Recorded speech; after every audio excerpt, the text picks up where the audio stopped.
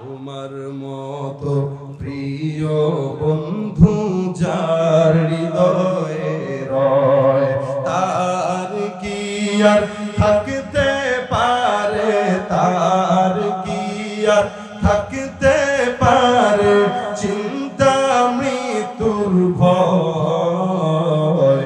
তোমার মতো প্রিয় বন্ধু যার হৃদয়ে রয়, শিশুকালে মায়ের দুধে বাঁচাও খোদা প্রাণ, মায়ের স্নেহে বেড়ে উঠি তোমার অবদান। বন্ধু হয়ে ভালোবাসা, বন্ধু হয়ে ভালোবাসা ছড়াও জগৎময়। তোমার মতো প্রিয় বন্ধু যার হৃদয়ে রয়। আমার আল্লাহ পাক রব্বুল আলামিন বলেন, এক নম্বরে পয়গম্বরকে দাওয়াতের জন্য আমি আল্লাহ পাঠাইলাম। নবী করিম সাল্লাল্লাহু আলাইহি ওয়াসাল্লাম সর্বপ্রথম ঈমানের জন্য বান্দাদেরকে দাওয়াত দিলেন। দুই নম্বরে শান্তি প্রতিষ্ঠায় আমার পয়গম্বর যে কাজটা করলেন সেটা হলো কি? ইনসাফ, উম্মতের মধ্যে রক্ষা করা। আল্লাহ পাক বলেন, ওয়া ইদা হাকামতুম বাইনান নাসি আন তাহকুমু বিল আদল, তোমরা যখন মানুষের মধ্যে বিচার আচারের কাজ যখন করবা অবশ্যই সুন্দর করে ইনসাফ রক্ষা করে বিচার করো। আদেশ দিয়েছেন কে? ইনসাফের সঙ্গে বিচার করবা। কারণ আল্লাহ পাক রব্বুল আলামিন এটা আমাদেরকে আদেশ দিলেন, ওয়াজ করলেন, ইনসাফের ওয়াজ আমার রব্বে কারীম করলেন। এই জন্য মুসলমান নবীর উম্মত সাহাবা একরাম ইনসাফ শিখাইলেন, তাবেঈরাও শিখাইলেন, নবী করিম সাল্লাল্লাহু আলাইহি ওয়াসাল্লাম শিখাইলেন। ইনসাফের ওয়াজ আল্লাহ পাক রব্বুল আলামিন বান্দাকে শিখাইলেন। আলী রাদিয়াল্লাহু তাআলা আনহুর জামানার ঘটনা খুব দেখেন। আলী যখন ইসলামের ৪র্থ নম্বর খলিফা, ওই সময়ের ঘটনা। একজন ইহুদি আলী রাদিয়াল্লাহু তাআলা আনহুর একটা মগ চুরি করছে। কি চুরি করছে? মগ চুরি করছে। মগটা যখন চুরি করলেন বিচার দিলেন আলী। আলী তো সরকার, আলী কি সরকার, তো সরকার হয়ে বিচার দিতেছেন বিচারকের কাছে যে আমার মগ চুরি করেছে অমুকে ইহুদি। আলী রাদিয়াল্লাহু তাআলা আনহু বিচার দিলেন। বিচারক ডাক দিয়ে বলে, কাঠগড়ায় দুইজন দাঁড়ান, একজন ডানে আরেকজন বামে। বামে ইহুদি, ডানে আলী। ইহুদি ডাক দিয়ে, বিচারক ডাক দিয়া বলতেছে, এটা তুমি চুরি করলা?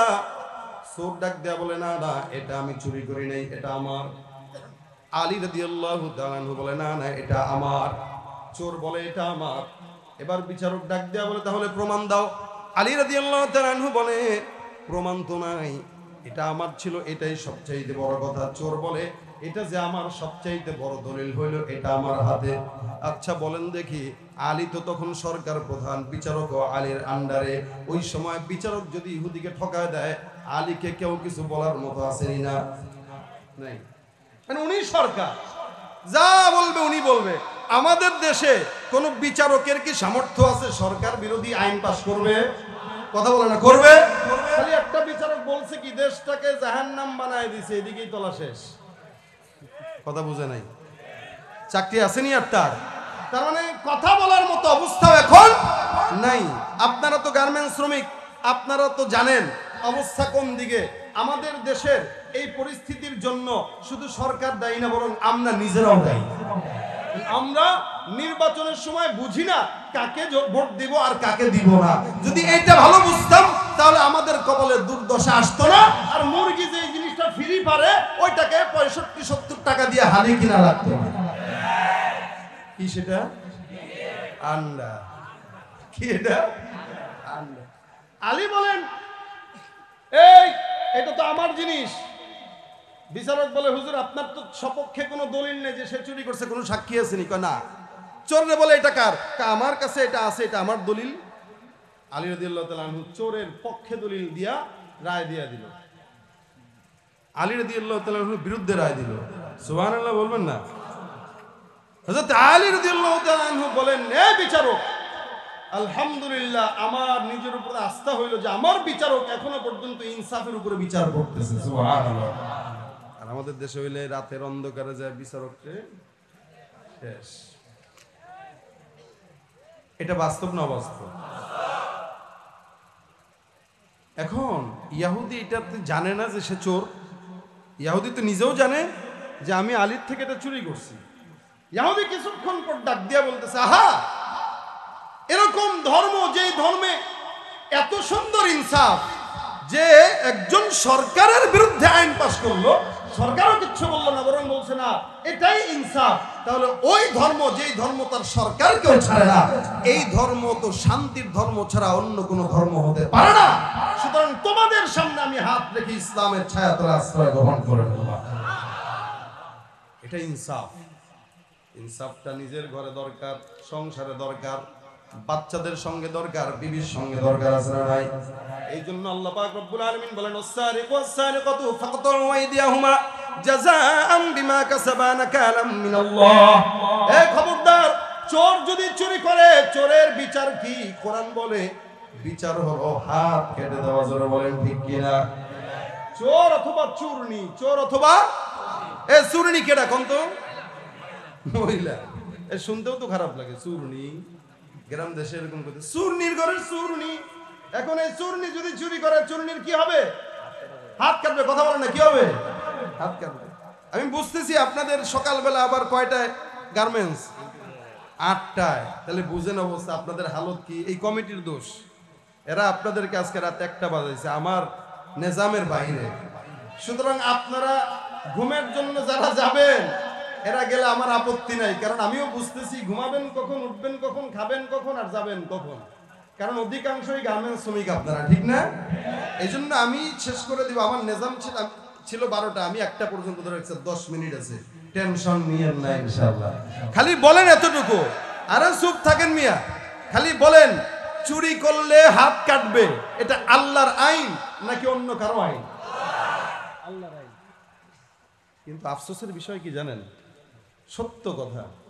মনে করেন এই যে এই জায়গায় যদি কোনো মোবাইল চোর ধরা খায়, অথবা যার পকেট থেকে 100 টাকা চুরি হয়েছে, ধরা যদি খায়, এরে পিটাইতে পিটাইতে পিটাইতে পিটাইতে শেষরা বানায় ফেলবে, ঠিক না? দেখবেন নাক দিয়ে রক্ত পড়ে, কান দিয়ে রক্ত পড়ে, ঠোঁট দিয়ে রক্ত পড়ে, এত মারা মারে 5 টাকা 10 টাকা চুরি করার কারণে। কিন্তু এই সমাজে আপনার মতো আমার মতো সাধারণ মানুষের টাকা চুরি করে বিশাল বড় বড় গার্মেন্টস মালিক হয়ে যায়। এই চোরদেরকে দেখলে আপনারা সালাম আলাইকুম। এই কথা এত খুশি হইল কেন? সবাই জানে, কিন্তু এই চোরদেরকে তো সালাম আপনারাই দেন। কথা ঠিক কিনা? কেন 2 টাকার পকেট মারেন যদি মারতে মারতে ঠোঁট বাঁকা করেন, তাহলে সমাজের চোর যারা আমাদের টাকা দিয়া সিন্ডিকেট করে পণ্যের দাম বাড়িয়ে, ডিমের দাম বাড়িয়ে, আকাশ পাতাল সমান দত্তরিকা করে, ওই বিদেশের জমিতে বাড়ি কিনে, এদেরকে তো হাত পা সব কাটা দরকার ছিল। ইসলামের বিধান হইল, কেউ চুরি করবে 10 দিরহাম, আকাদ্দের একদম আকাল্লে মিকদার, যেটা 10 দিরহাম যদি কেউ চুরি করে, প্রথমে এক হাত কাটো, আবার যদি চুরি করে আরেকটা কাটো, আবার যদি চুরি করে তো পা একটা কাটো, আবার যদি করে আরেকটা পাও কাটো, অবশেষে হাতও নাই পাও নাই, পঙ্গু। কি বলেন? কথা বুঝেন নাই? আমাদের দেশে যদি এই বিচারটা থাকতো, তাহলে বড় বড় গার্মেন্টস মালিকরা, যারা, সবাই তো না, যারা বড় লোক হয়, জনগণের টাকা চুরি করা, একটারও হাত পা কিচ্ছু থাকতো না যদি বিচারটা থাকতো। কি ঠিক না? আপনারা সালাম দিতেন, কিন্তু দেখতেন হুইল চেয়ারে খালি দেহটা পড়ে রয়েছে মাথা সহ, তাহলে দেখলেই বোঝা যাইত এটা চোর। কথা ঠিক কিনা বলেন? দেখলেই বোঝা যাইত যদি ইসলামের আইন থাকতো। আজকে আইন নাই বলে 2 টাকার পকেট মার্কে পিটান, কিন্তু এদেরকে পিটান না, এদেরকে পিটান না। আর সমাজে এদেরকে সালাম দিয়ে দিয়ে এরা চিন্তা করছে, যত বড় বড় চুরি করি না কেন, সালাম তো বড়ই হয়, সুতরাং আরো বড় চোর হইতে পারবো, সমস্যা নেই। কথা বলেন না? এরাই হলো শিক্ষিত শয়তান, ঠিক কিনা? জোরে কর। ওরা হলো দেশের লাগি মহামারীর মতো, ফাইলে কলম ঠেকাইয়া চালায় শুধুই নির্যাতন।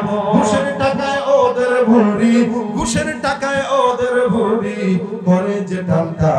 ওরা শিক্ষিত শয়তান, ওরা শিক্ষিত শয়তান, ওরা শিক্ষিত শয়তান। ঠিক কিনা? চুরি করলে কি হবে? হাত কাটবে, এটা ইনসাফ। লা তাখুযুকুম বিহিমা রাফাতুন ফি দীনিল্লাহ, আল্লাহর দ্বীন কায়েমের জন্য, পালন করার জন্য দিলের ভিতরে মায়া থাকা যাবে না। যেমন আলী রাদিয়াল্লাহু তাআলা আনহুর বিচারক পর্যন্ত আলী রাদিয়াল্লাহু আনহুর উপরে মায়া করে নাই, বাস অপরাধী তো আপনি ফেল, ও পাস, ও পাস, বাস শেষ।